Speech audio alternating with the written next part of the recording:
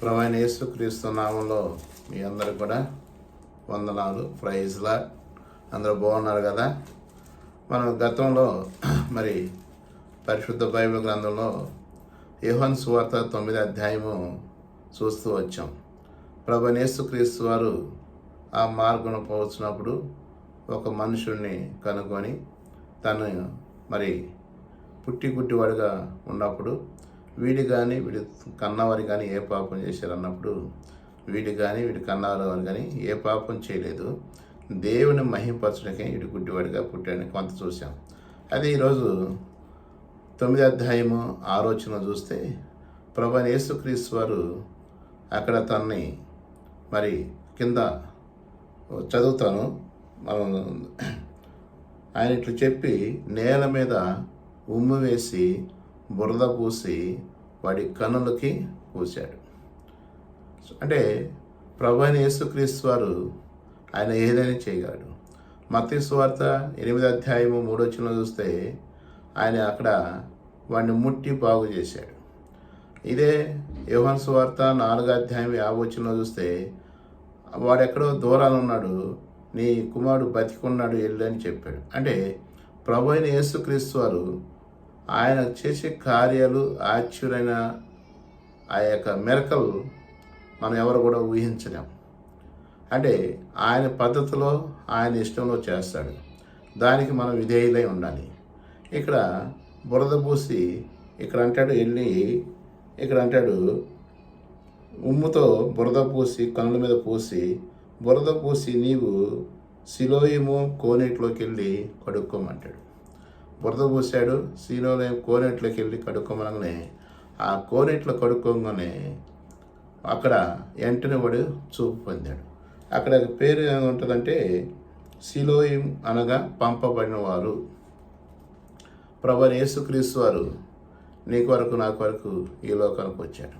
సరే, ఇక్కడ చక్కగా వాడు చూపు పొందాడు. ఇక అక్కడ ఉన్న పరిచర్యలు కానీ వాళ్ళ జనమంతా కూడా వీడేనా వీడి కాదా, ఇంతకుముందు వీడు కూర్చొని భిక్షం ఎత్తేవాడు, వీడిని పోలినవాడిని కూడా అని అడుగుతూ ఉంటారు.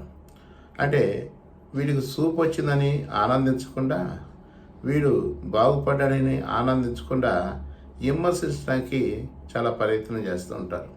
మనం కూడా చాలామంది మరి మన ప్రాంతంలో కానీ అనేక చోట్ల ప్రభువైన యేసుక్రీస్తు వారిని వారు అంగీకరించి వారి పాపాలు క్షమించబడినప్పుడు వాడు గతాన్ని మర్చిపోతాడు. వాడు అంతకుముందు తాగుపోతూ తిరిగిపోతూ కదా, మరి ఇంటిలో మాట విన్నవాడుగా అనేక అలవాట్లతో ఉండి వాడు ఎప్పుడైతే ప్రభువైన యేసుక్రీస్తు అని రక్షణ పొంది తన హృదయంలో చేర్చుకొని పాపక్షమాపణ పొంది పరిశుద్ధుడిగా జీవిస్తే ఓర్చుకోలేదు ఎవరు? సాతాను సమాజం.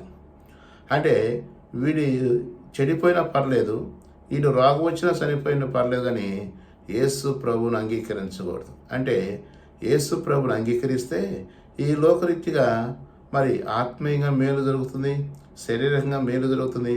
తర్వాత మనం చనిపోతే ఆ పరలోకంలో యేసు ప్రభు దగ్గర ఉంటాం. అది వీరికి నచ్చదు. ఎవరికి? సాతాను యొక్క ఈ సమూహానికి అంతా కూడా నచ్చక మనల మీద అనేక నిందలు వేస్తూ ఉంటారు. అయితే వీడిని అడుగుతారు. ఇక్కడ అడిగినప్పుడు ఈయన అడుగుతారు, వీడే అని మరి కొందరు, వీడి కాదని మరి కొందరు అన్నప్పుడు 10వ వచనంలో వారిని కనులు ఎలాగా తెరవబడని వాడిని అడగగా వాడు యేసు అనే ఒక మనుషుడు బురద వేసి నా కనుల మీద పూసి నీవి కోనేట్లో కడుక్కోమని చెప్పాను, అప్పుడు నాకు చూపు వచ్చింది అంటాడు. అంటే ప్రభువైన యేసుక్రీస్తు వారు నాకు చూపు అనుగ్రహిస్తూ వచ్చారంటే వీరికి చూడండి కడుపు మంట. అందుకనే మత్తయి సువార్త 20వ అధ్యాయంలో అక్కడ చక్కరం అని అంటే యేసు ప్రభు వారు, నేను మంచివాడినై ఉంటే మీకు కడుపు మంట. ఇది నాన్న అనేకులు కడుపు మంట అండి. ఎందుకంటే యేసు ప్రభుని అంగీకరించి ఎక్కడ వీళ్ళు కుటుంబం బాగుపడుతుందో, ఎక్కడ వీళ్ళు పరిశుద్ధులుగా జీవిస్తారో, ఎక్కడగా వీళ్ళు నీతిమంతులుగా ఉంటారని అనేకులు కడుపు మంటగా ఉండి కడపత్రాలు చింపేను, సువార్ చేసేవని కొట్టుకుంటున్నాం, రకరకాలుగా ఏదిస్తున్నారు. కానీ పరిశుద్ధాత్మ ద్వారా ఈ సువార్త అనేది నిరంతరం కొనసాగేది. అంటే ఎవరైతే యేసు ప్రభు ద్వారా మేలు పొందారో, ఎవరైతే యేసుక్రీస్తు వారిని ఆయన రక్షకుడిగా అంగీకరించారో ఎవ్వరు చెప్పనవసరంలా ఒక సైనికుడిగా మారిపోతాడు. తను ఉపేక్షించుకుంటాడు. తను పొందిన మేలు ఇతరులకు పంచాలని ఆశపడుతాడు. అది క్రైస్తు యొక్క గుణ లక్షణాలు. అంటే మేలు పొంది వాడు దాగడు. నేను పొందిన మేలు ఇతరులకు పొందాలని ఆశపడతాడు. అయితే ఇక్కడ చూస్తే వాడు ఏం చేశాడు? చూపు పొందాడు, చక్కగా చూడగలుగుతున్నాడు. మరి నీవు కూడా ఒకవేళ వీడు శరీరంగా గుడ్డివాడై ఉన్నవాడు, కానీ ఒకవేళ నువ్వు ఆత్మీయ గుడ్డితనం కలిగి ఉన్నావా? ఒకవేళ ప్రభువు నమ్ముకోకుండా పాపంలోను మరి చీకట్లో జీవిస్తున్నావా? జాగ్రత్త. ఒక దినం వస్తుంది. ఏ దినం ఏం జరుగుతుందో, ఏం సంభవిస్తుందో మనకు తెలియదు. మనం చనిపోతే ఎక్కడికి వెళ్తాం? అందుకని ప్రభువైన యేసుక్రీస్తు వారు అన్నారు, నా యొద్దకు వచ్చేవాడు నేను ఎంత మాత్రం కూడా ఆయన త్రోసివేయడు. ఈ యొక్క దినాలను కానీ యేసు ప్రభు దగ్గరికి వస్తే వాడి కనును తెరవపరచమంటూ నీ మనోనేతులు ఆత్మీయ గుడ్డితనం తెరవబడుతుంది. అప్పుడు ప్రభువైన యేసుక్రీస్తును చూడగలుగుతాం. ప్రభు చిత్తం అయితే దీన్ని కొనసాగిద్దాం. చిన్న ప్రార్థన చేస్తున్నాం. ప్రేమగల తండ్రి, నీ నామను బట్టి వందనములు, స్తోత్రాలు. వారి గుడ్డి కనులు తెరిచావు, అందును బట్టి నేను స్తుతిస్తాం. మా ఆత్మీయంగా గుడ్డితనంగా కలిగి ఉన్నాం.